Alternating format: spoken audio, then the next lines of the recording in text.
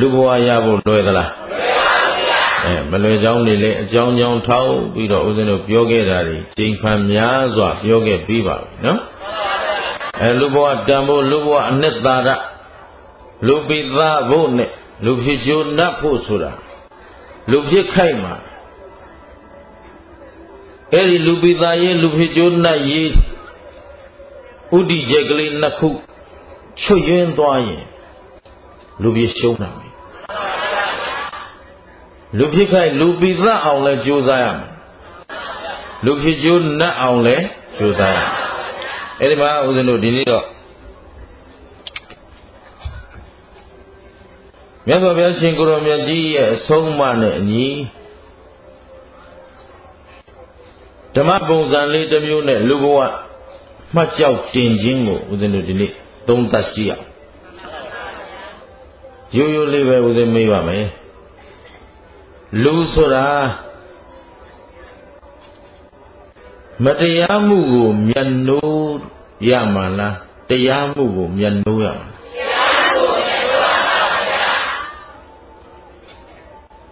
မတရားသောအလုပ်ကိုလုပ်ရမှာလားတရားတဲ့အလုပ်ကိုလုပ်ရမှာဒါလေးကိုတစ်မျိုးပြန်ပြောင်းမေးမယ်မတရားတဲ့အလုပ်ကိုလုပ်နေတဲ့လူကိုလူလို့ခေါ်မလားတရားတဲ့အလုပ်ကိုလုပ်တဲ့လူကိုလူလို့ခေါ်မလားဟုတ်ပြီ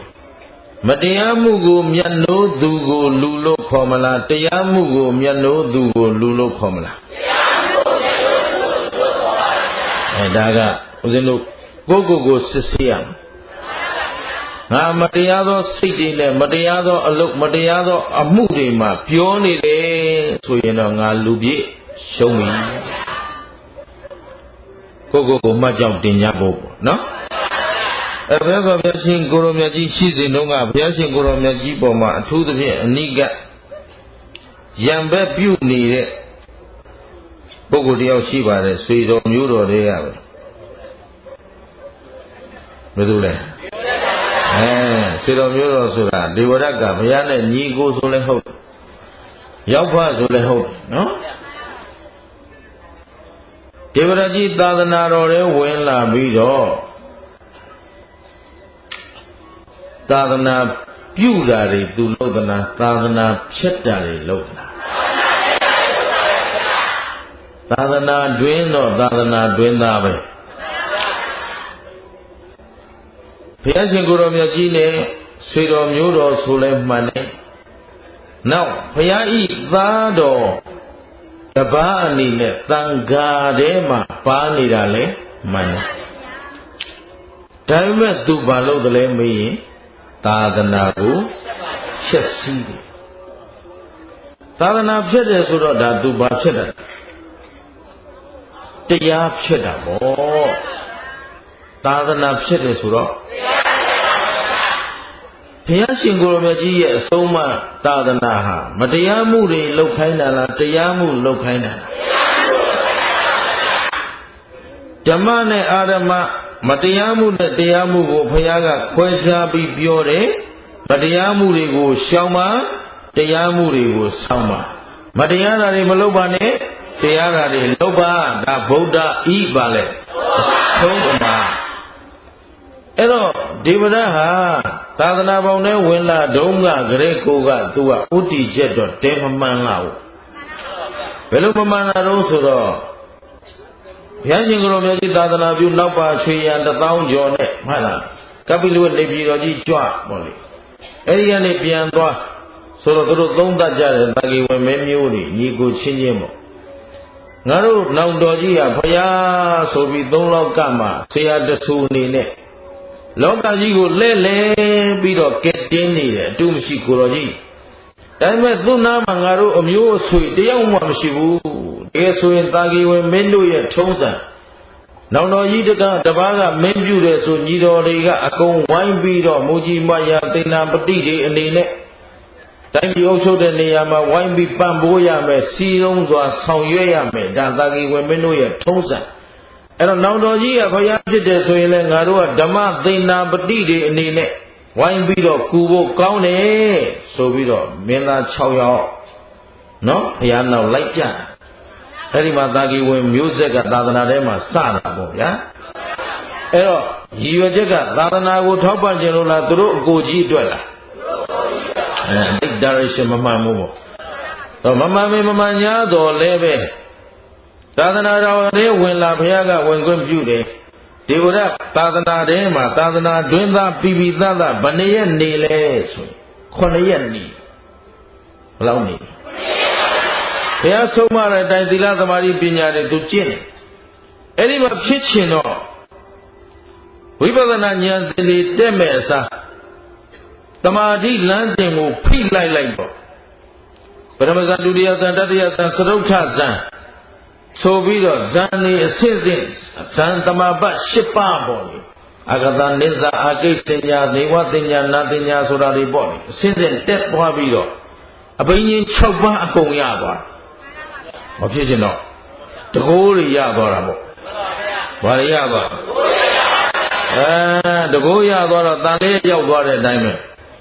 နော်သူလက်ထဲတန်လေးရောက်သွားတဲ့အတိုင်းပဲတကိုးရပြီဆိုတာနဲ့ထကြမ်းတော့တာပဲမုံမမှန်တဲ့လူဆိုတော့ဗါတဲ့ငကိုကလေးကရင်သူမုံမမှန်ဘူးမုံမမှန်တော့သူလက်ထဲတကိုးရောက်ပြီဆိုတာနဲ့ထင်တိုင်းရမ်းတော့တာအဲ့ဒီ9ရက်မြောက်တဲ့နေ့ဇာမင်းကြီးရပြီဆိုကြတဲ့ကရင်သူဟာအာဓမ္မဝါဒီပုဂ္ဂိုလ်ဖြစ်သွားဘာဖြစ်သွားလဲအရှင်ဘုရားဘာသက်သေနဲ့ပြောမှာတော့ဘုရားဟောလေဆိုတော့9ရက်မြောက်လို့အဘိညာဉ်ရတာနဲ့သူစိတ်ထဲအတွေးတစ်ခုဝင်လာဘုရားတတ်တဲ့လောက်တော့ငါလည်းတတ်တယ်ဘုရားစွမ်းတဲ့လောက်တော့ဘုရားဆိုတာတို့ကလေးစားလို့ပြောနေတာတို့ကျေးဇူးရှင်မို့လို့ဘုရားလို့ဒီနေရာနံစားကိုသုံးတာဒေဝရကတော့တလုံးမဟုတ်ဘူးဂေါတမတတ်တဲ့လောက်တော့ငါလည်းတတ်တယ်တိတ်တထစွမ်းတဲ့လောက်တော့ငါလည်းစွမ်းတယ်ဒီလိုဖြစ်သွားတယ်အဲ့တော့ငါလည်းဘုရားလို့ရင်မရဘူးလားဒီလိုလာမှာရှင်းတယ်နော်သူတို့တာဂီဝင်မင်းဖြစ်ဖြစ်မင်းမျိုးတို့ရဲ့ထုံးစံယာဇတို့ရဲ့ထုံးစံကတော့ရှင်ဘုရင်တတ်ရင်ဘုရင်ဖြစ်တာဟုတ်ဗျအဲ့တော့သူကလည်းဘုရားတတ်ပြီးရင်ဘုရားဖြစ်လိမ့်မယ်လို့ထင်တာဒီတော့ဘုရားကိုသူလှုပ်ကြံဖို့အဲ့ဒီချိန်ကစပြီးအစီအစဉ်ဆွဲအဲ့တော့အစီအစဉ်ဆွဲတော့သူနဲ့နောက်ပါအတိုင်းဝိုင်းကလည်းလိုသေးတယ်ဆိုတော့လောကမှာဘု து ကိုသူဆွဲဆောင်ရမလဲသိမ့်သွင်းရမလဲဆိုတော့အတူမရှိတဲ့သုံးလောကထွတ်သားဘုရားလူအများကြီးညိုတရာပွားအများကယုံကြည်ကိုးစားနေတဲ့ပုဂ္ဂိုလ်တယောက်ကိုလှုပ်ကြံဖို့ဆိုတာလွယ်သလားမလွယ်တော့သူဘာလုပ်သလဲဆိုတော့အင်းအားလိုတယ်ဆိုပြီးသူ့နောက်ကငါလိုမိုက်တဲ့လူဘယ်သူရှိတယ်ရှာတယ်အဲ့ဒီချိန်မှာတော့ဗိမသာရမင်းကြီးသွားစီယုံလို့လည်းမရဘူးဗိမသာရမင်းကြီးကပညာရှိတယ်လိမ္မာတယ်ပန်းတတ်တယ်ဟုတ်ပြီနော်လိမ္မာပန်းတတ်သောပညာရှိသောလူပိသာသောမင်းကို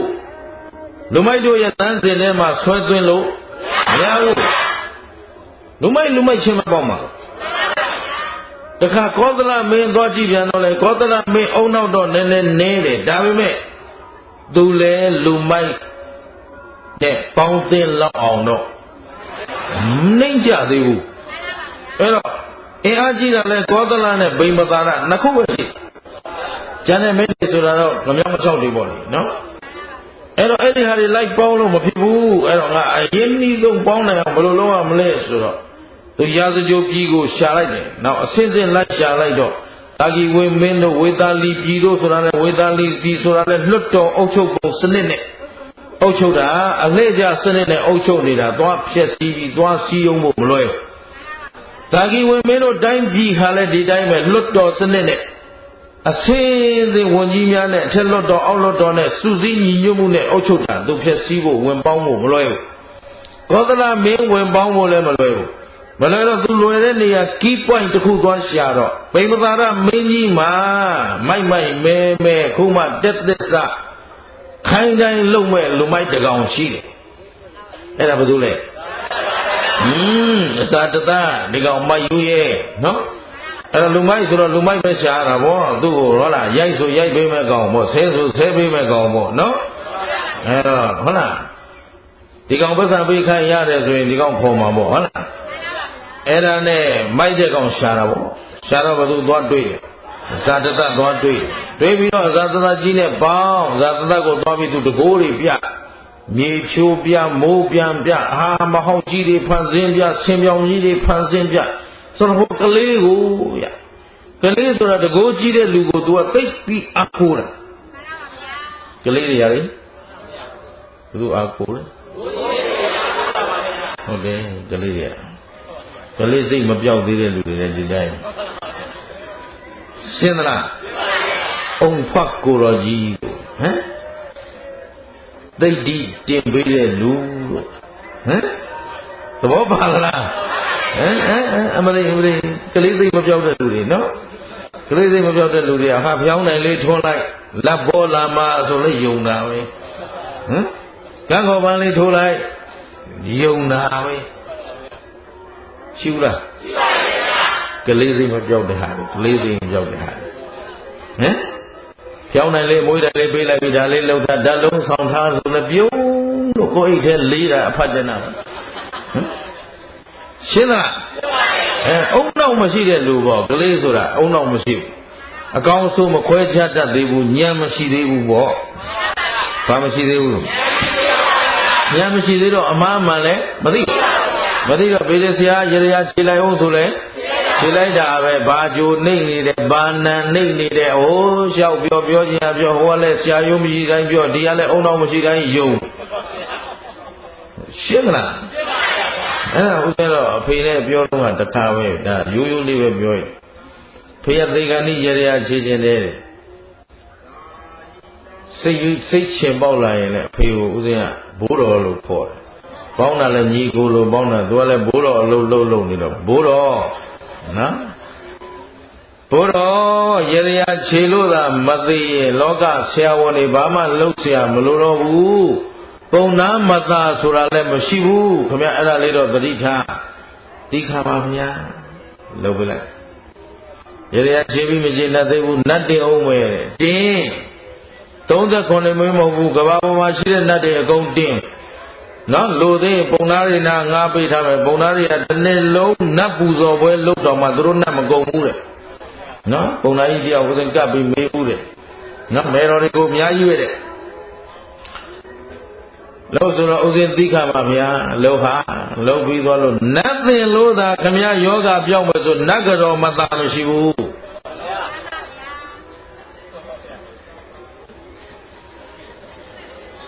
ရှင်းလားရိုးရိုးလေးကိုမတွေးတတ်တဲ့အုံတော်မရှိတဲ့လူတွေနော်ကျုပ်ဖေးလည်းပါသွားတယ်အဲ့ဒီနော်သို့တော့ဒီသစ္စာတရားအဖေရှာပေးတာပါကျေးဇူးကမ်းတာမဟုတ်ပါဘူးပြောလည်းပြောခဲ့ပါတယ်ခင်ဗျားပြမှဒီသစ္စာကိုကျုပ်သိတာခင်ဗျားဘယ်နဲ့ဖြစ်နေတာတော့ကျုပ်စိတ်မကောင်းဘူးလို့နော်အဲ့တော့ရိုးရိုးလေးတွေးကြည့်ရင်ကိုအဖြေကထွက်နေတာရှင်းနော်အဲ့တော့အုံဘွားတွေတော့ပြဆိုတော့တကိုးပြတယ်ဆိုတာတကယ်တော့မျက်လဲပဲဘာမှမဟုတ်ဘူးအစ်စ်မှာအာယုန်တွေပြောင်းပြဘာတွေပြောင်းပြအာယုန်တွေပြောင်းပြမျက်လက်ပြသလိုဒေးဗစ်ကောဘာပီလိုပဲလေမြန်ကြီးဖြောက်ပြဟာလားပုံနာကြီးဖြောက်ပြလုံးကျင်လုံးပြဘာလို့ဆိုတော့မျက်စိလက်စားအာယုန်ပြောင်းပလိုက်ဘာလို့လဲကအဲ့တော့ကလေးဆိုတော့ယုံတာပဲအသာသကယုံပြီးဒေဝရကြီးနဲ့ပေါင်းပြီးတော့ဒေဝရနဲ့ပေါင်းလို့သူတို့နောက်ကကြောတော်နောက်ခံဘယင်မိုက်လေရရောနော်ဘယင်ယူနဲ့ဘုရားယူနဲ့နှကောင်ပေါင်းမိတာပေါ့နော်ဗါလဲ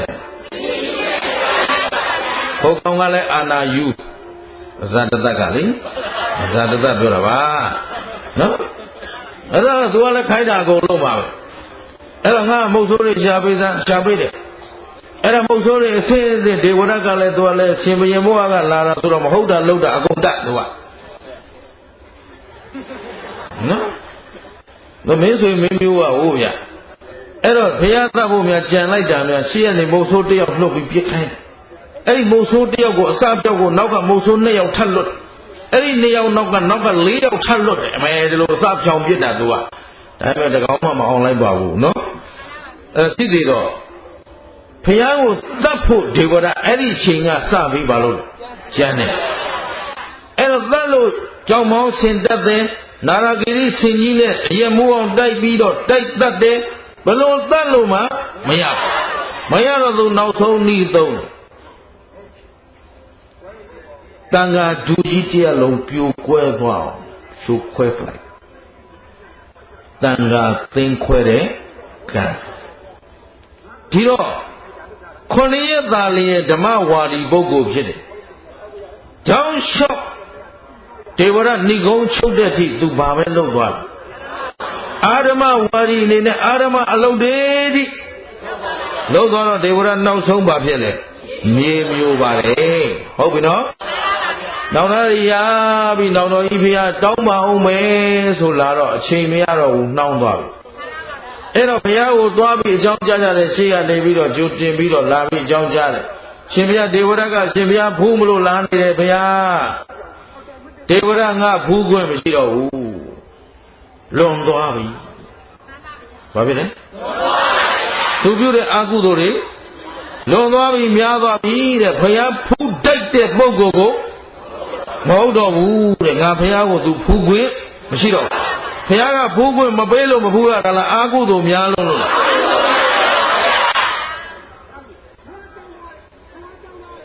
တတိထားပါဗျာ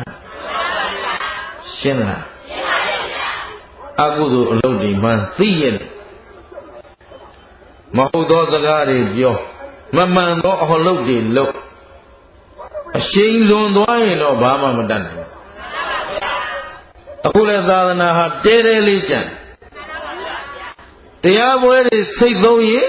သာသနာကွယ်ပါပြီသာသနာကွယ်ရင်လူမျိုးလည်းပြောက်ပါဘူးရှင်းလားဘယ်သူတွေမှတာဝန်ရှိတယ်ဒီနေ့မျက်မှောက်သာသနာသည်ဘယ်သူတွေမှတာဝန်ရှိပါသလဲကိုတာဝန်ကိုကြည်ဖို့လိုပါတယ်ကျင့်သလားဗုဒ္ဓအဆုံးအမကိုနာယူသူမရှိရင်လည်းသာသနာကွယ်ပါဘူးနာယူပြီးကျင့်သုံးသူမရှိပြန်ရင်လည်းသာသနာကွယ်ပါပြီအဲ့တော့လူပိသခြင်းရင်အာဓမ္မဝါဒီလောက်ကြမလားဓမ္မဝါဒီလောက်ကြမလားကိုဓမ္မဝါဒီပုဂ္ဂိုလ်ဖြစ်အောင်ကြိုးစားရမယ်ရှင်းသလား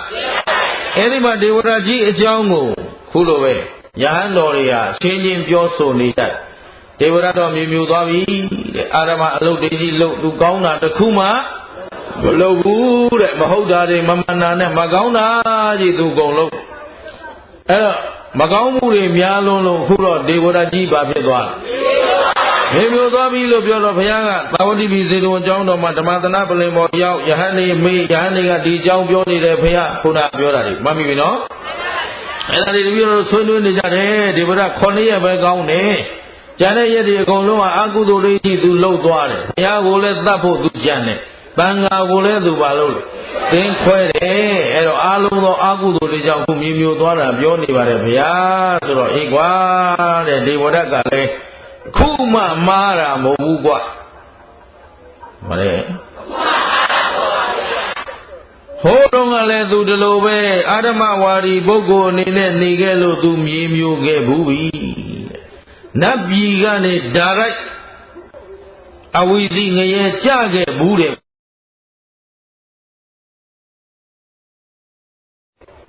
ဒီတော့ဦးဇင်းတို့တစ်ခုလေးမေးပြီးပြောခြင်းပါသေးတယ်တတိပေးခြင်းတာပေါ့လေဓမ္မကတိကတွေကခင်ဗျားတို့ငရဲရောက်လိမ့်မနော်ဒေအိုးရောက်လိမ့်မနော်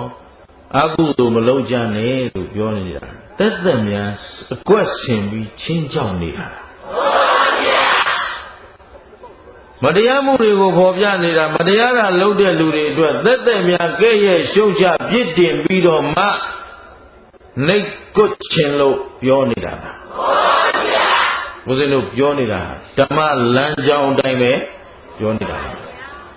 ယုံကြည်သောပုဂ္ဂိုလ်ယုံကြည်တဲ့အတိုင်းလုပ်ပါမယုံကြည်ရင်တော့ကိုယ်သဘောကိုပါပဲ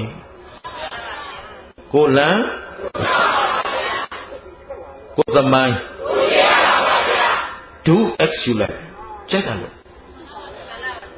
ရှင်းတယ်နော် ကိုမကြောက်လို့လို့ချင်းလောက်ပါကိစ္စမရှိပါဘူးဦးဇင်းတို့ဆုံးမဘူးပါတယ်အဲ့တော့တခါကြီးတယောက်ကိုဆုံးမဘူးဘယ်သူပဲတော့မပြောတော့ဘူးပေါ့ဗျာကိုယ့်ကိုယ်နားလည်လိုက်ပေါ့နော်နည်းနည်းကြီးတဲ့ကောင်တကောင်ပြောဘူးတယ်ပြောတော့တပည့်တော်တို့မှာငရဲဆိုတာမရှိဘူးတဲ့โอเค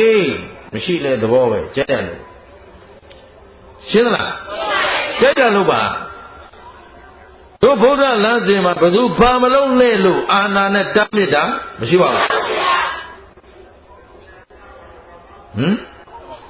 ဦးဇင်းမြန်မာနိုင်ငံအနှံ့လျှောက်သွားနေတဲ့အချိန်မှာဗုဒ္ဓဘာသာနိုင်ငံကြီးကိုကြည့်လိုက်ရင်ဘာတွေများနေလို့ဆိုတော့ဆေးလိပ်မတောက်ရအရက်မတောက်ရမတောက်ရမလုပ်ရမဖြတ်ရမနေရမပြောရမဆိုရမတွေကြီးတော့ဟိုယူရီးယားရောက်သွားတော့သူတို့ကပြောတယ်ရှင်ပြလာဘာလို့ရှင်တော့လဲဘာလို့အောင်မလို့အင်တာနက်ကြည့်မလားဘာကြည့်မလားပေါ့လေအေးဟုတ်ပြီဒီလိုနိုင်ငံမှာပိတ်ထားတာဖွင့်ထားတာပိတ်ထားတာတခုမှမရှိဘူးဗျာအကုန်ဖွင့်ထားတယ်ဒါငါ့ကိုမြန်မာနိုင်ငံလာမှန်းသိလို့ပြောတာပဲ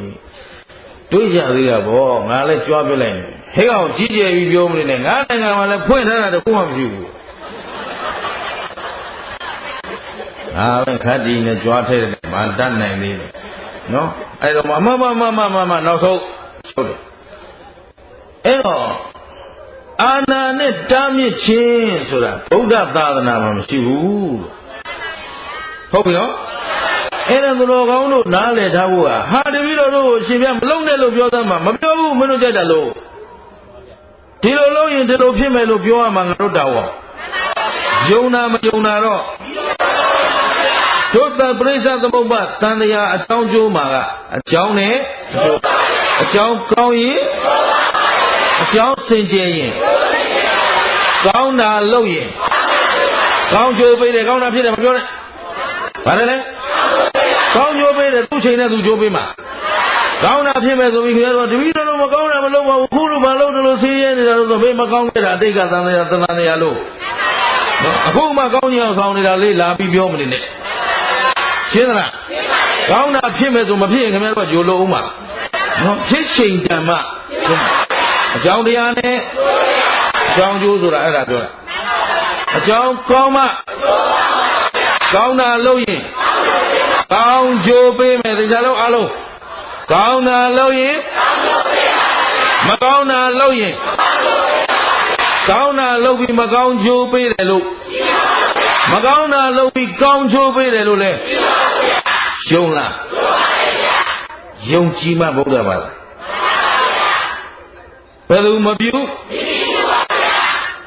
တတိတံပါကံဇလေတိဘလို့အကျိုးပေး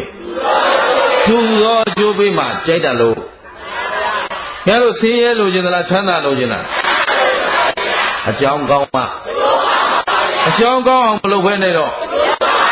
ဘာမို့ဖြစ်သမျှအကြောင်း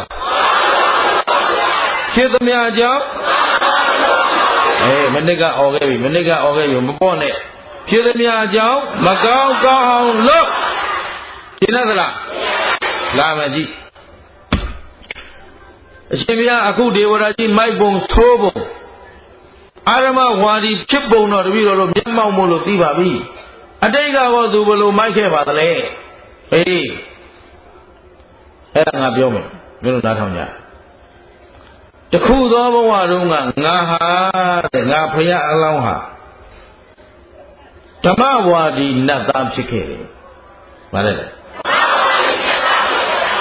တို့ပြောမယ်ဒေဝရကအဓမ္မဝါဒီနတ်သားဒေဝရကဗါလဲဘုရားကဖြစ်လျာအရောက်မှာဒေဝရနဲ့တော့ဆန့်ကျင်ဘက်ပေါ့လေနော်အဲ့တော့ဘုရားရှင်ကိုရောမြတ်ကြီးဘုရားအလောင်းတော်နတ်သားကဘာလို့လဲဓမ္မဝါဒီနတ်သားဖြစ်နေလောကကြီးကိုတရားလဲဟောလောကကြီးကိုဘာလို့လဲသူများအသက်မတတ်ကြဘူးသူများဥစ္စာမခိုးကြဘူးသူများသားမယားမပြစ်မှားဘူးမူသာကျမ်းတဲ့စကားဂုံတိုက်တဲ့စကားသိမ်ဖြစ်တဲ့စကားမပြောကြဘူးသိရည်သေးရဲ့မကောက်ကြဘူး ကုသိုလ်ပြုကြဖို့လဲပြီးတော့လောကကြီးကိုတိုက်တွန်း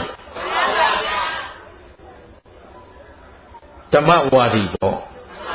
ဘာလဲလောကကြီးကိုတရားလိုက်ပြပြီးတော့မကောင်းမှုလုံးရင်သူများအသက်သတ်ရင်ငရဲရောက်ရမယ်ငရဲကလွတ်ဖြစ်ရဘဝမှာအသက်တူမယ်အနာယောဂများလိမ့်မယ်ရန်သူပေါ်လိမ့်မယ်သူများအသက်သူများသတ်လို့သေတဲ့ဥပ္ပစေတကကံလေးဆိုတာသူများအသက်သတ်ဖူးသူတို့မှာကြာရောက်တာဒီချိန်မတန်မဲ့နဲ့ကားမောင်းသေးတာတို့ဟုတ်လားဆိုင်ကယ်တိုက်သေးတာတို့ရင်းနစ်သေးတာတို့မရှိဘူးလားအဲ့ဒါသူများအသက်သတ်ထားတဲ့ပုဂ္ဂိုလ်တွေကြာရောက်ရတဲ့အကျိုးဆက်တွေသူများပစ္စည်းမခိုးအောင်သူများပစ္စည်းခိုးထားတဲ့ပုဂ္ဂိုလ်ဟာသေရင်ငရဲရောက်မယ်ပြန်လွတ်လာရင်ဖြစ်ရဘဝမှာဥစ္စာပစ္စည်းရှားပါ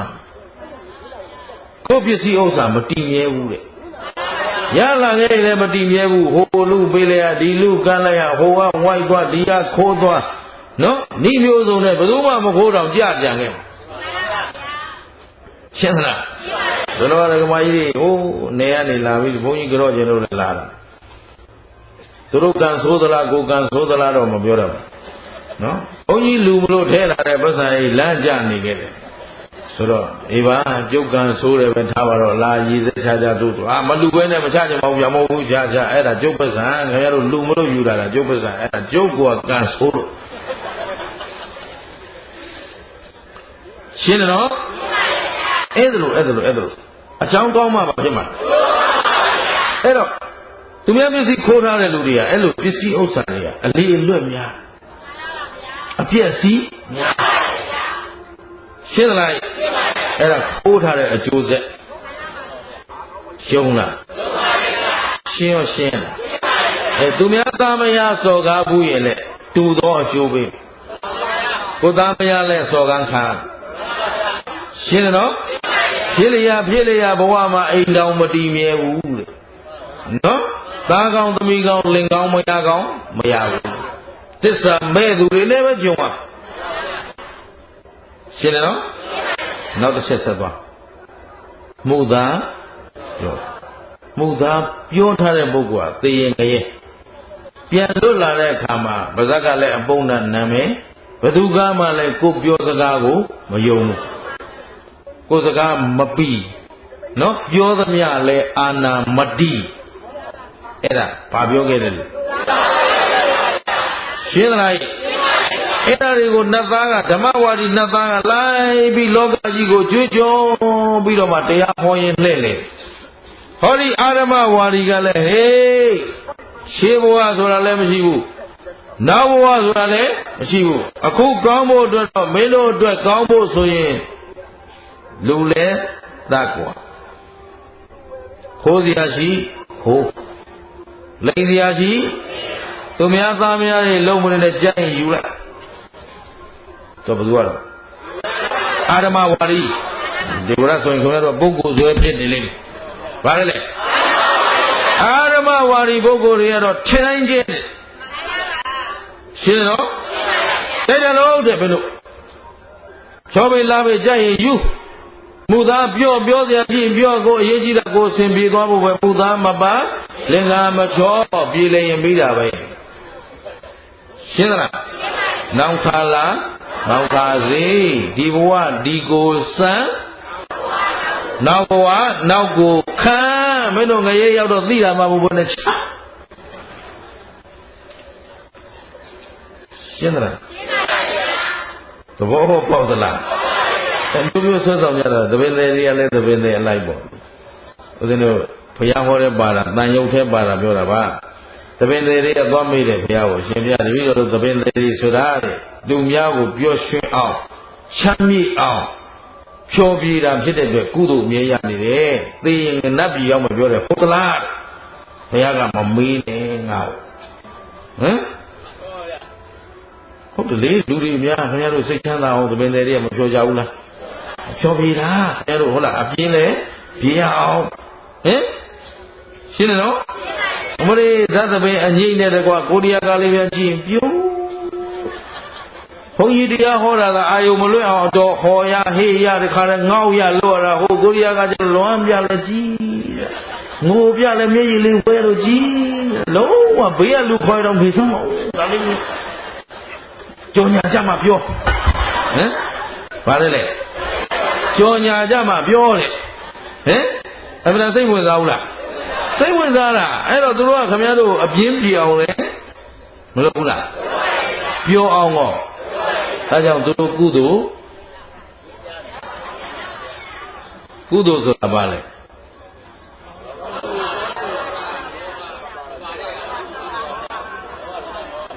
ဟဲ့ရှင်မန်းသူရှင်မန်းသားတွေလောက်ကြပါဦး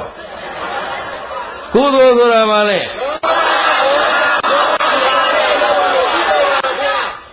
ရှင်နာတယ်ဘုရားရဲ့ကြိုးရင်နာတယ်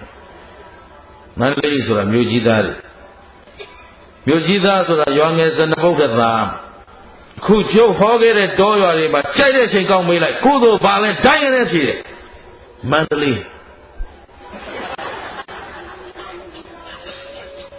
ဓမ္မမသိသေးဘုရားဘာသာမဖြစ်ဘူးမနစ်ကပြောခဲ့သလားပြောခဲ့ဘူးလား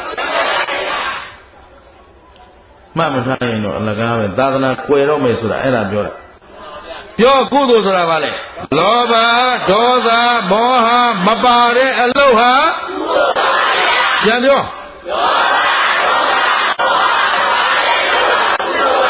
ဒါဖြင့်လောဘဒေါသမောဟပါတဲ့အလုပ်ဟာ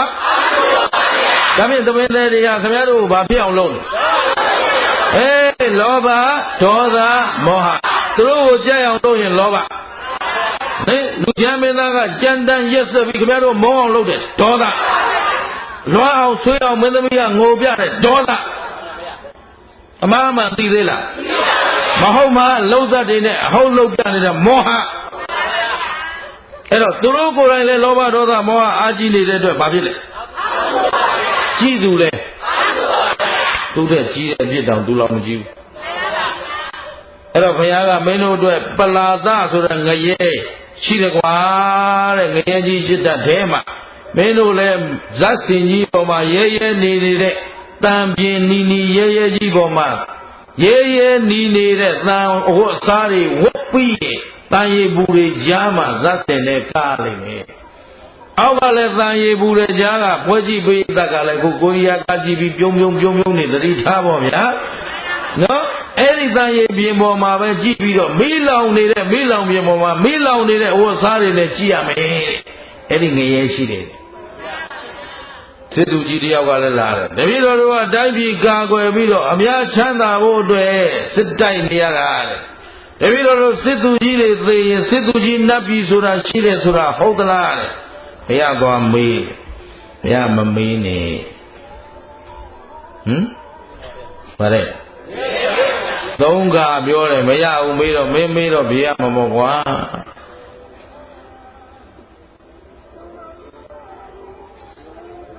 သူများအသက်တတ်တယ်ဆိုတာဘာကြောင့်တတ်ကွာအကုသိုလ်ဟာအကုသိုလ်စစ်သူကြီးငရဲဆိုတာလဲသီးသန့်ရှိတယ်ဟေးအဲ့ဒီကြတော့ VIP အနေနဲ့သီးသန့်နေရ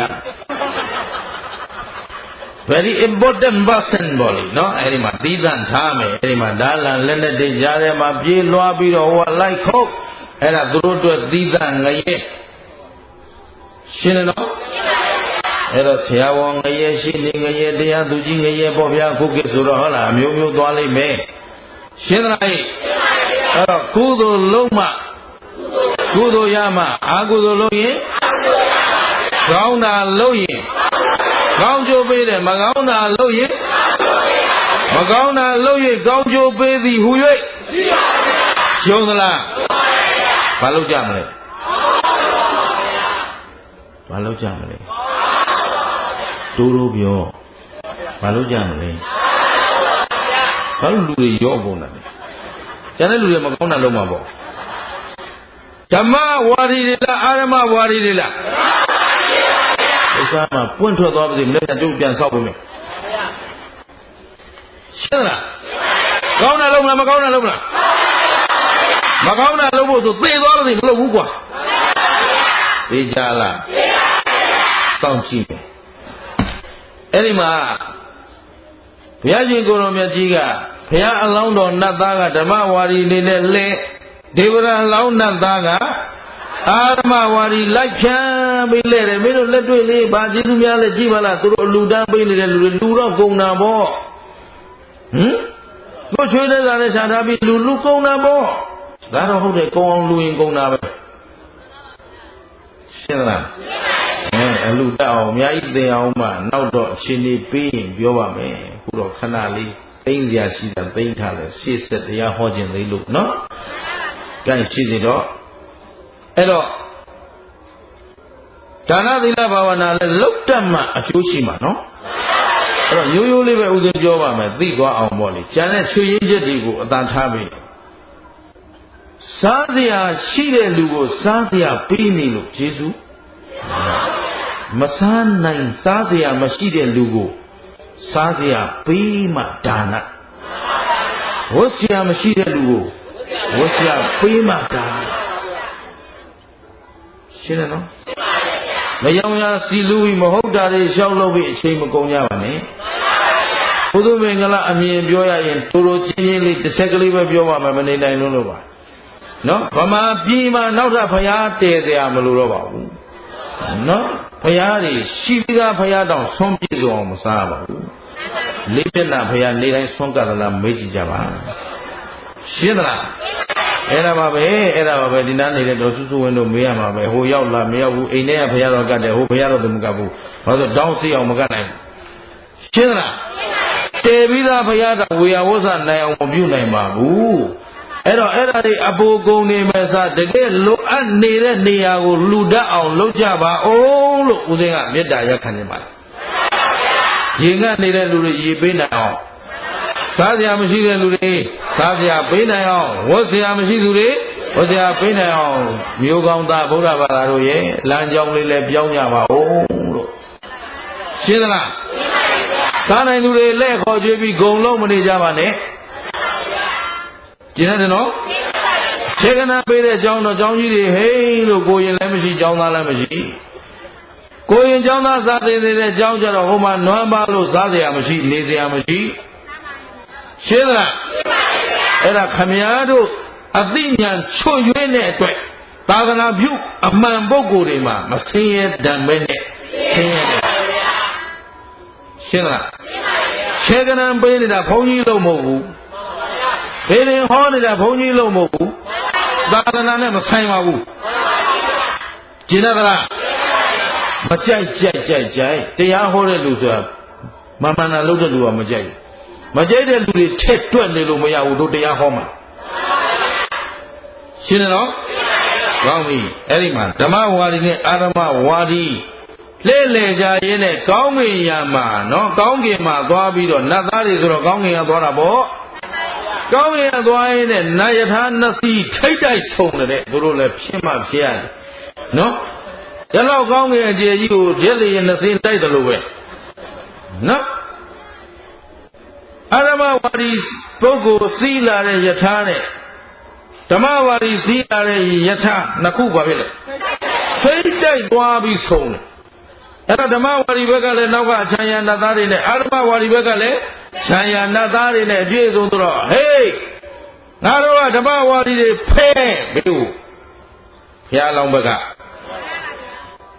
မင်းအမင်းဓမ္မဝါဒီမကလို့ဘာဖြစ်နေလဲတို့ကလည်းအာရမဝါဒီမဖဲနိုင်ဘူးဖဲဆိုတိုင်းဖဲရမလားဗျာနော်ဖဲစီအလားတာသဘောပါလားဓမ္မဝါဒီလည်းလာပြောသေးတယ်ဒါလည်းဖယ်ခိုင်းနေဘယ်ဖယ်မလို့ရှင်းလားငါတို့ကဓမ္မဝါဒီတဲ့တရားဓမ္မကိုလောကဓာတ်ကြီးကိုကြီးကျယ်ပြန့်ပွားအောင်လိုက်ပြီးကြွေးကြော်စည်းရုံးပြီးတော့တရားဟောနေတဲ့ပုဂ္ဂိုလ်တွေဖြစ်တဲ့အတွက်ငါတို့ကမြင့်မြတ်တဲ့ဒီလမ်းတို့လမ်းမဟုတ်ဘူးဖဲ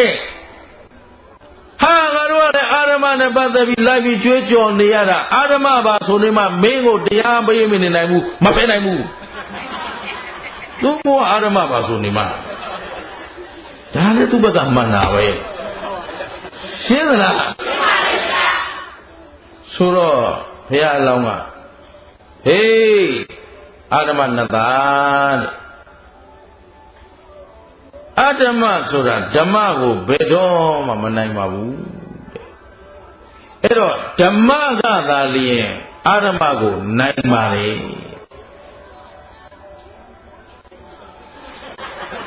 ဟုတ်လားမသိဘူးဟောတာဟောနေရတာဟုတ်လားမသိဘူးနော်ဟုတ်လားဟုတ်ရင်ဆက်ဟောရုံပေါ့ဗျာနော်သူတို့ပြောတာစာထဲမှာအဲ့တိုင်းပဲမှာနော်အဲ့တော့မင်းအာရမဝါဒီဖြစ်တဲ့ဖဲငါနာမည်ကအာရမဝါဒီမဖယ်ဘူးဘာလို့ရှင်လဲရှင်းလားဗါတယ်ငါနာမည်ကအာရမဝါဒီဒေဝတဲ့ငါဒေဝအာရမဝါဒီနတ်သားတဲ့ငါနာမည်ကအာရမဖယ်နိုင်ဘူးတဲ့မိုက်ချမ်းလားတို့တတိုင်းပြောတာပဲရှင်းတယ်နော်အဲ့တော့မဖယ်နိုင်ဘူးဆိုတော့ဖြောင်းပြရတယ်ဒီမှာညီလေးတဲ့အမေနော်ချောရတာခုနဟိတ်ဟောက်ချင်းချောက်ပြီးဖယ်ခိုင်းတယ်မရတော့ဘာလို့ညီလေးတဲ့လောကကြီးကစကြတဲ့ကရဲ့ဓမ္မနဲ့စလာတာဘာနဲ့စလာအဲ့ဒါကဘာကြီးဖြစ်ဒီပုံမှာဟောမှရနော်ကဘာကြီးဖြစ်လာပြီဆိုရင်ကဘာပြက်တဲ့အချိန်မှာတတ္တဝါတွေကဗြဟ္မပြည်မှာတက်ပုံနေရဒီမှာပုံอ่ะဘယ်လိုပုံတာလဲဆိုတော့ကဘာပြက်တော့မယ်ဆိုရင်အနှစ်3သိန်းကနေစပြီးတော့နတ်တွေကကျွေးကြော်ကဘာပြက်တော့မယ်ကုသိုလ်လုပ်ကြကဘာပြက်တော့မယ်ပေါ့ဆိုတော့ကဘာပြည့်ရင်မင်းတို့ပါလိမ့်မယ်ဆိုလူတွေသိကြောင်ပြီးတော့ငါးပါးသီလလေးလုံအောင်ထိကုသိုလ်တရားတွေလုံးပြီးတော့သူတို့ဥပုသ်တွေစောင့်မေတ္တာတွေပို့ကုသိုလ်တွေကြီးဝိုင်းပြီးတော့လုပ်ကြရင်းနဲ့တခါတည်းနတ်ပြည်ကနေတခါတည်းမေတ္တာတွေပို့ဗြဟ္မပြည်ပေါ့နော်ကဘာပြည့်ရင်နတ်ပြည်6တပ်ပါပြတ်တာဟုတ်အဲ့တော့အစင်းစင်းကုသိုလ်တွေလုပ်အောင်နှစ်ပေါင်းသိန်းတန်တိုက်တွန်းလိုက်တော့များသောအားဖြင့်ဘယ်မှာသွားလဲဗြဟ္မပြည်အဲ့တော့အဲ့ဒီကကိုလိုကဏ္ဍသမားတွေလည်းမပါနိုင်ဘူးလားပါနိုင်လို့ငရဲရောက်နေတဲ့လူကငရဲပြည့်လည်းပြည့်ရမှာဖြစ်တော့ကိုလိုကလန်သမားများဟေးဘသူဘာပြောတို့ထင်ရတို့လုံးမှာပဲဆိုတဲ့လူတွေကြတော့သူကဒီငရဲသက်ကလည်းမလွတ်သေးဒီကလွတ်ပေးလိုက်ပြန်ရင်လေလောကဓမ္မရာအယအာရမဝါဒီထောင်ထဲကလွတ်ပေးလိုက်တယ်ဆိုရင်ဒါတောင်းချမ်းအောင်မှာအဲ့တော့သူမပေးလို့မဖြစ်တော့ဒီကဘာပြည့်မဲ့ပုဂ္ဂိုလ်ကိုဒီမှာအကုသိုလ်ကျွေးမကုန်သေးတဲ့ဟာတွေစုပြီးတော့နောက်ကဘာငရဲကိုသွားပြီးတော့တခြားကဘာသွားပို့ထားတယ်ဖန်ဆွာပို့ထားထောင်ပြောင်းပိတ်ထားရှင်းလားအဲ့ဒါမှတ်ထားလွတ်လိုက်မယ်တော့မထင်နဲ့ရှင်းတယ်နော်အာရမဝါဒီတွေအတွက်သူကဘယ်သူကုသိုလ်လုပ်ငါတော့မလုပ်နိုင်ဘူးမလေးဘာကြောက်ကြရှိလဲကဘာပဲမိုးပြိုသိတယ်ဒါတော့အညွန့်တုံးလူမျိုးတွေဓာတ်နဲ့ထိုင်တယ်မိုးပြိုများဘယ်တန်းလဲရှင်းတယ်နော်ယုံမှုကံမှုတော့ဘယ်နဲ့မှမကြိုးစားတဲ့ဟာဒီလူတွေတရားဟောတာတရားဘက်ကနေအာနာလုံးပြောနေရတာလားထိုင်လို့တရားများလုပ်ကြမလားလို့ဟောကြည့်ရတာပေါ့လေနော်သဘောပါလားအဲ့ဒါပဲအဲ့တော့မှအဲ့ဒါလေးသဘောပေါက်အောင်ပေါ့နော်ကဘာပြက်တဲ့အချိန်မှာများသောအားဖြင့်ဘယ်မှာသွားဖို့ဒီမှာအဲ့ဒါကဘာပြက်ဖို့ဆိုအန္တရက64ကပ်ပေါ့အဲ့ဒီကနေနောက်ကဘာကြီးဖြစ်လာလို့ကဘာဥအစဒီမှာလူတွေနေလို့တတ္တဝါတွေနေလို့ရပြီလို့ကဘာရဲ့ construction ပေါ့လေတိဆောက်ပုံမှန်ကန်သွားပြီဆိုရင်ဗြဟ္မပြည်မှာလဲသူကအဲ့ဒီချိန်မှာကြပြာကြရာကုသိုလ်လေးနဲ့သွားတဲ့ဗြဟ္မာတွေဟာတက်တန်းပြည့်နေလို့မရဘူးလေအဲ့တော့64ကပ်လောက်ဆိုရင်သူတို့ရဲ့ကုသိုလ်ရှိန်သွားကုန်နေပြီကြာလူကြခင်ဖြစ်နေပြီနော်ကဘာကလည်း ready နေလို့ရပြီဆိုတော့အဲ့ဒီဗြဟ္မပြည်ကစုတေဒီမှာလူပြည်မှာလူတွေဖြစ်ကြဒါပေမဲ့ဟိုဘက်ကဗြဟ္မာလုတ်ခဲ့တဲ့အချိန်လေးကမကုန်သေးတော့အဲ့ဒီချိန်မှာအထီးလည်းမရှိဘူးအမလည်းမရှိဘူးလူရင်လို့တော့ဖြစ်တယ်ဟုတ်ပြီနော်အဲ့ဒီချိန်မှာလူတွေဘယ်လောက်များလဲဆိုကဘာပေါ်မှာချက်ပြန်မကြရှင်းလားရှင်းပါဗျာတချို့အမလေးခုခေတ်လူတွေဒါပေါ်တာတဲ့အကုသိုလ်ခေတ်မို့လို့လားမသိဘူးလေခုခေတ်လူပေါ်တာဘာမှမဟုတ်သေးဘူးကဘာပေါ်မှာလူအပြည့်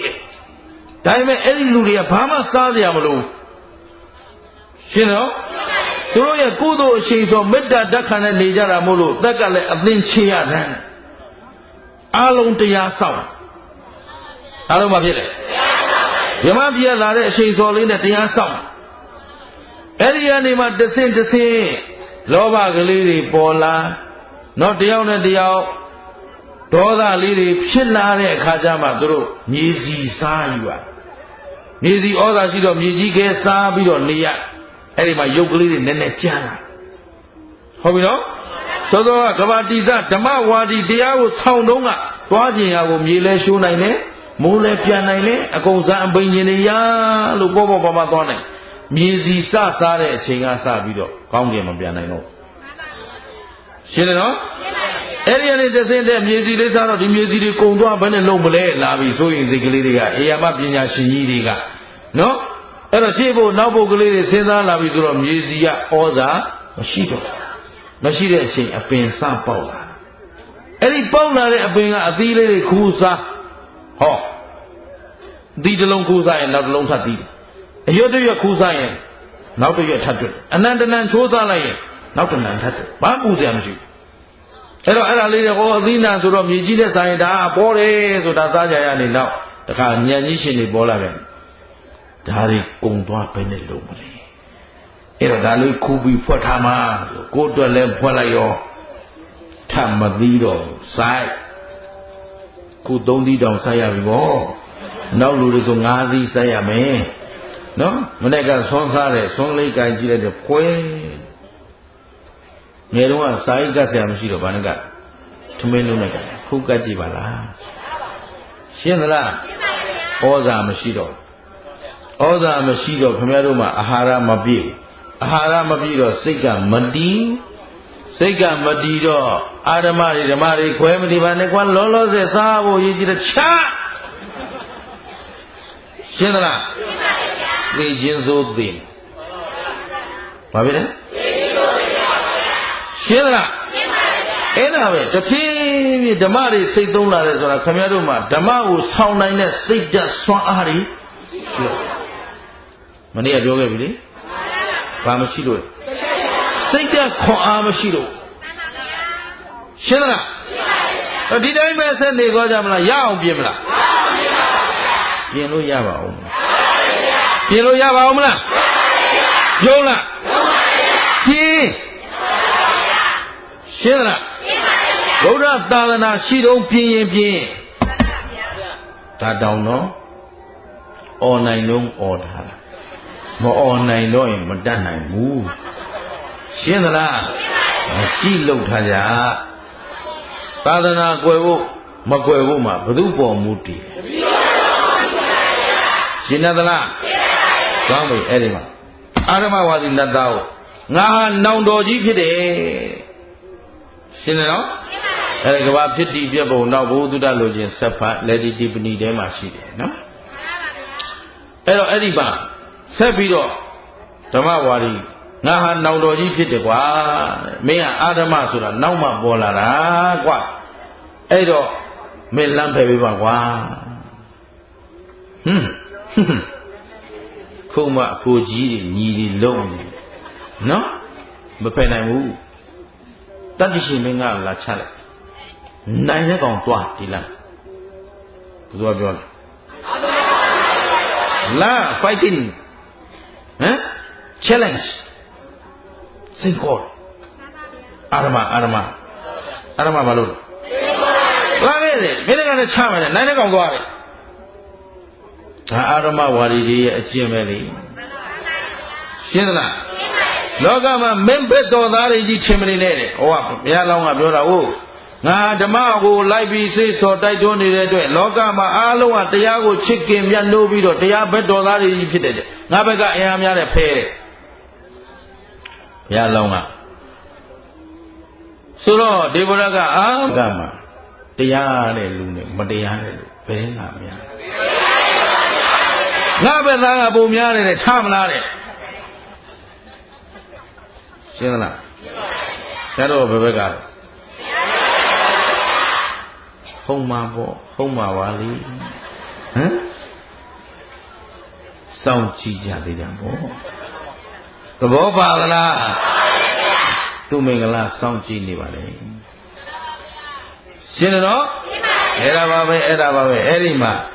ငါအာရမပုံများတယ်လာမင်းကလည်းဖိုက်မယ်တဲ့ချမယ်နိုင်တဲ့ကောင်သွားဒီလမ်းကိုဘလို့မှဖြောင်းပြလို့မရချော့မော့ပြောလို့လဲချင်းကြောက်လို့လဲ6တိုင်းလဲကြောက်6တိုင်းလဲဒီဝရကဒီလိုနော်ရှင်းလား6တိုင်းလဲမကြောက်နိုင်ဘူး6တိုင်းလဲမပြောနိုင်ဘူးငါလားငါပါမငါတို့မှနောက်ဆိုရိုးထုံးစံမရှိဆိုတော့ဘုရားလောင်းကဟေးဓမ္မဝါဒီနလားတွေခုမင်းတို့ဟာဓမ္မဆောင်ကြမလားအာရမဆောင်ကြမလားဘယ်လဲတော့နောက်ကလည်းပိယသကလည်းလာနေပြီကိုမပယ်နိုင်ဘူးတိုက်ပေါ့ဒီဘက်ကကောင်းတယ်တိုက်ချမယ်ပြစ်ခတ်ပေါ့လေနော်လာလိမ့်မယ်ပေါ့ဆိုတော့သူ့မှာလက်နဲ့ရှိတာမဟုတ်ဘူးငါတို့လည်းရှိတယ်သူ့မှာလက်ရှိတာမဟုတ်ငါတို့လည်းရှိတယ်ချဓမ္မဘက်ကလည်းချအာရမဘက်ကလည်းချဆိုတော့ဒီမှာပိယသကိုထိန်းရပြီဓမ္မဝါဒီကဟေးမင်းတို့ကဓမ္မဆောင်တဲ့လူတွေလားအာရမဆောင်တဲ့လူတွေလားဓမ္မဆောင်တဲ့လူတွေဆိုသူများသတ်တိုင်းမင်းတို့သူများခိုးတိုင်းသူများခိုးတိုင်းဟုတ်လားမခိုးဘူးလားဒီတဲ့ဈေးတယ်တွေမပါဘူးလားမေးရမှာပဲတော်စုစုဝင်လို့ဟမ်မြစ်တပိတ်သားဘယ်လောက်သားတော့ဟမ်80သားပဲရှိသေးတယ်မပြောကုန်ဘူးဟမ်သဘောပါသလားသူများခိုးတိုင်းသူများစော်ကားတိုင်းဓမ္မဝါဒီဆိုတာသူများရိုင်းတိုင်းသူများကြံတိုင်းသိကြတယ်နော်အဲ့ငုံခံမို့ဟုတ်လား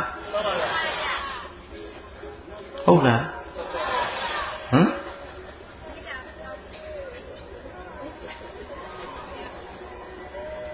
ငုံခံဟုတ်လား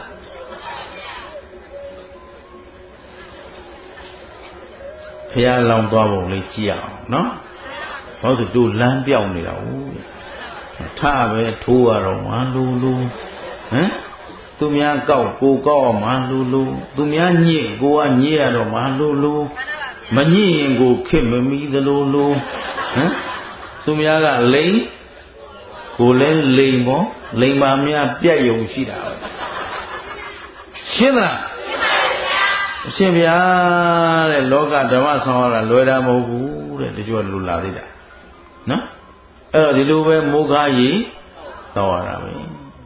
မင်းကလိုကြီးရင်ဖားပေါ့အထက်ဖားအောက်ဖီးနော်ဒါလုံနေကြတာအလုံးဒီတိုင်းမရနိုင်ဘူးဗျာတပည့်တော်ဒီလိုမှမလို့မစားတော့ဘူးဒီကောင်းပါလေအခုလောက်အောင်စားပြီးဟိုကျတော့ဝါအောင်ခံရှင်းလားသနာလို့ပြောနေတာနော်သူပြောနေတဲ့စကားတွေကဥသုမင်္ဂလာအတွက်လားခမည်းတော်အတွက်လားသူမင်္ဂလာအတွက်ဆိုဒူးနတ်ပြီးကိုသွန်းလေးကိုခံစားနှက်နေလို့ရတယ်ရှင်းလားဘုန်းကြီးဘူးကိုမဘူးနောက်ဆန်တင်းနေရလဲဘာဒီတို့မှဘာဖြစ်နောက်ကြောင်းရှင်းတယ်ရှင်းနော်အဲ့တော့တို့အတွက်ကပူတရားမရှိဘူးဘာလို့အမိုက်ခံပြောနေတယ်ထင်လဲအဲ့ဒါပါပဲကျိုးအတွက်ပြောနေတာမဟုတ်ဘူးရှင်းတယ်နော်ဘုသူမင်္ဂလာဘုံကြီးခြင်းလို့ဒီလိုလုပ်နေတာလည်းမဟုတ်ဘူးလက်ပေါ်ခြင်းလို့ဒီလိုလုပ်နေတာလည်းမဟုတ်ဘူးစီးပွားမရှာလို့ဘုံကြီးဝတ်နေတာမဟုတ်ဘူးသဘောပါသလားအဲ့တော့ပြောနေတယ်ဆိုတာတရားဓမ္မတွေနဲ့သာသနာတွင်သာသနာယုံကြည်ကိုးစားသူဓမ္မဝါဒီတွေနစ်မွန်းကုန်မှာဆိုလို့ပြောနေတာမကြည့်ဘုရားလောင်းတော့ဟေးမင်းတို့ဓမ္မဝါဒီလားအာရမဝါဒီလားဆိုတော့နောက်ကဓမ္မဝါဒီတွေပါတဲ့ဒါဖြင့်ဘုသူစကားနားထောင်မလဲဆိုတော့အရှင်နတ်သားနတ်စကားကိုနားထောင်ပါမယ်အေးတဲ့ဓမ္မဆိုတာဘယ်တော့မှအာရမနဲ့ဘက်ပြိုင်ပြီးရံမဖြစ်ရဘူးကွာသူများကြံတိုင်းမကြမ်းနဲ့သူများတတ်တိုင်းသူများခိုးတိုင်းသူများလိန်တိုင်းသူများတောက်စားမူရတိုင်းရောက်ချောင်းတဲ့ကဲငါကြီးနတ်သားငါဘလို့မှမင်းကိုဖြောင်းပြလို့မရရင်သွားပါတဲ့တို့အားလုံးဖယ်ပေးလိုက်ပါမေတ္တာမပြတ်စေနဲ့နောက်ဆုံး တို့အတွက်နဲ့တခြားသောပုဂ္ဂိုလ်တွေအကုသိုလ်ဖြစ်ကုန်လိမ့်မယ်กว่าတဲ့ငါတို့ကိုတိုက်ဟာခိုက်ဟာသဖြာလို့ရင်သူတို့အကုသိုလ်ဖြစ်ကြလိမ့်မယ်နှင်မောပါလိမ့်မယ်กว่า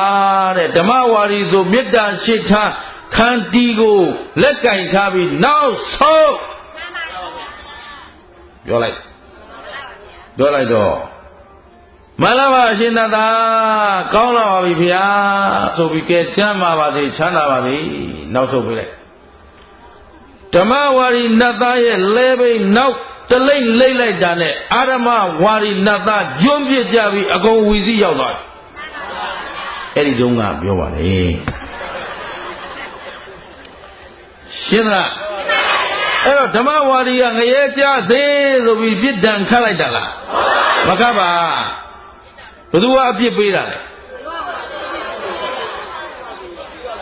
ကိုပြုတဲ့အကုသိုလ်ကရှင်းလားပြီးပါပြီတရားဒီမှာပဲပြီးတော့ပါပြီရှင်းလားအခုငါတို့သာသနာဘာသာလားသာသနာတွင်သားဒါပဲအာဓမ္မဝါဒီလောက်ကြမလားဓမ္မဝါဒီလောက်အဲ့ဘသူတရားပြက်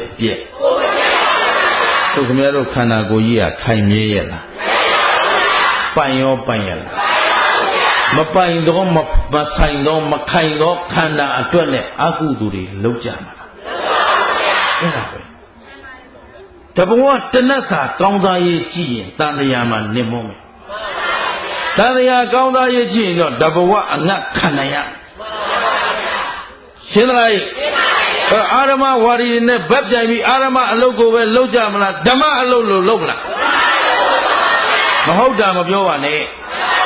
မမှန်တာမလုပ်ပါနဲ့ရှင်းသလားဓမ္မဝါဒီဆိုတာမကောင်းမှုပြုရမှာကိုရှင်းရမယ်မကောင်းမှုပြုရမှာကိုကြောက်ရမယ်အာဓမ္မဝါဒီများကတော့မကောင်းမှုပြုရမှာကိုရှင်းလဲမရှင်းပါကြောက်လဲမကြောက်ပါဒါဖြင့်အာဓမ္မဝါဒီနဲ့ပေါင်းမလားဓမ္မဝါဒီဖြစ်အောင်လုပ်မလားရှင်းနာသလားအဲ့တော့အားလုံးဟာသာသနာရှိတုံးမှာလူပြေမရှုံးစေနဲ့ရှင်းလားအခုဝိပဿနာသဘောအရကြည့်တော့ခန္ဓာဘယ်နှပါးလဲမြဲသလားမမြဲဘူးလားဘာသစ္စာကြီးလဲအဲ့ဒီဒုက္ခသစ္စာကြီးနှစ်သက်စရာချစ်ခင်စရာဆွဲလန်းစရာများရှိသလားရှိစံကိုငါကိုရောဟုတ်ရဲ့လားငါဟာရောဟုတ်ရဲ့လားထင်တိုင်းရောပေါက်ရဲ့လားဘယ်တော့ပေါက်မလဲသဗ္ဗေဓမ္မာအနတ္တအလုံးကအစိုးမရဘူးဖြင့်ခုခင်ဗျားတို့ရှားပွေထားတဲ့စည်းစိမ်တွေသိရင်ပါသွားမလားမပါဘူးအလုံးထားခဲ့ရမှာရှင်းတယ်နော်အဲ့တော့ထားခဲ့ရမှာကြီးလောဘဒေါသပြီးရှားနေတော့ခင်ဗျားတို့နောက်ပါသွားမှာကစည်းစိမ်ပါသွားမှာလားလောဘအကုသိုလ်ပါသွားမှာအဲ့တော့လောဘဒေါသအကုသိုလ်တွေပိုက်ပြီးတော့သေကြမလားကုသိုလ်တရားပိုက်သေးမလားမဲ့သေးမလားပြုံးသေးမလားရံပြုံးလို့တော့မရဘူးနော်ဖြစ်သမျှအကြောင်းမကောင်းကောင်းအောင်ပြန်ပြောအဲ့တော့လူဖြစ်ကျိုးနှက်ချင်ရင်အာဓမ္မဆောင်မလားဓမ္မဆောင်မိုးကားရေမတောက်ကြပါနဲ့ခါနေပါတယ်ဆိုမှတော့တောက်မနေနဲ့တော့ဘယ်သူတရားပြက်ရှင်းသလားကဲအားလုံးကဖြစ်ပြီးရင်ဘာသစ္စာသိတဲ့ဉာဏ်ကသေတာက